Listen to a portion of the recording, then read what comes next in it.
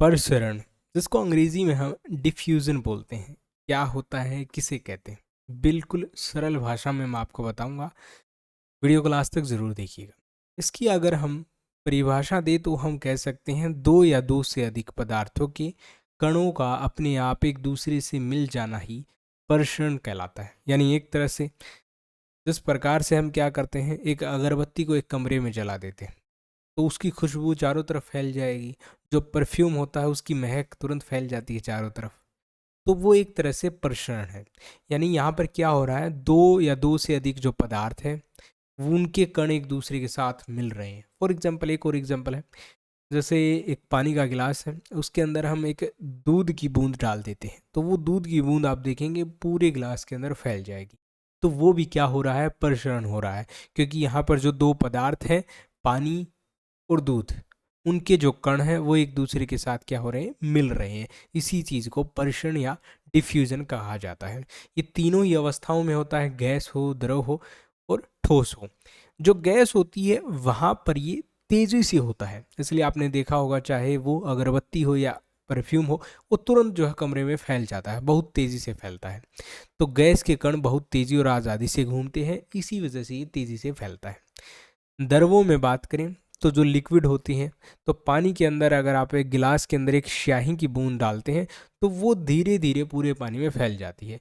यहाँ पर गैस की तुलना में ये जो प्रक्रिया होती है वो थोड़ी सी धीमी होती है, ठीक है। क्योंकि जो द्रव हैं उसके कण उतनी आज़ादी से घूम नहीं रहे होते।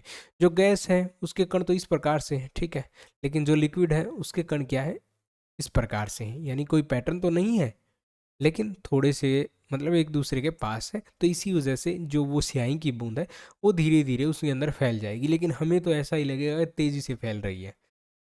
ठोस में प्रसरण, यानी जो ठोस चीज़ें हैं उनकी बात करें तो अगर आप मेज़ के ऊपर अपना पेन रख देते हैं, मोबाइल फ़ोन रख देते हैं और उसको 1 घंटे के बाद उठाते हैं, तो क्या वहाँ पर एक दूसरे से उनके कण चिपक जाते हैं? नहीं चिपकते हैं, ठीक है। तो यह प्रक्रिया बहुत ज़्यादा धीमी होती है, बहुत ज़्यादा टाइम यहाँ पर लगता है, और हम कहें तो ना के बराबर जो है ये प्रक्रिया हमें देखने को मिलती है। ऐसा इसलिए होता है क्योंकि ठोस के जो कण होते हैं वो अपनी जगह पर काफ़ी अच्छे से बंधे होते हैं और गति नहीं करते हैं। यानी लिक्विड भी गति करती है और जो गैस है वो भी गति करती है, लेकिन जो ठोस चीज़ें हैं वो गति नहीं करती क्योंकि उसके जो कण हैं एक दूसरे से बिल्कुल अच्छे से चिपके हुए होते हैं और एक ही आकार में इस तरह से बंधे होते हैं।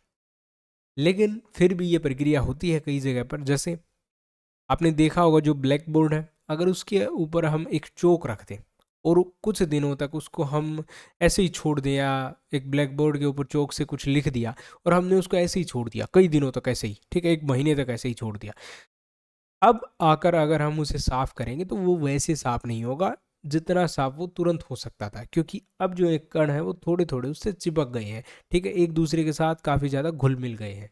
तो यही कारण होता है कि धातुओं के अंदर जो ये प्रक्रिया होती है बहुत धीमी होती है, यानी कई कई वर्षों में होती है। अगर हम दो मेटल को आपस में रख दें तो हो सकता है हमें सैकड़ों सालों तक जो है इंतज़ार करना पड़े उनका थोड़ा सा चिपकने का, ठीक है।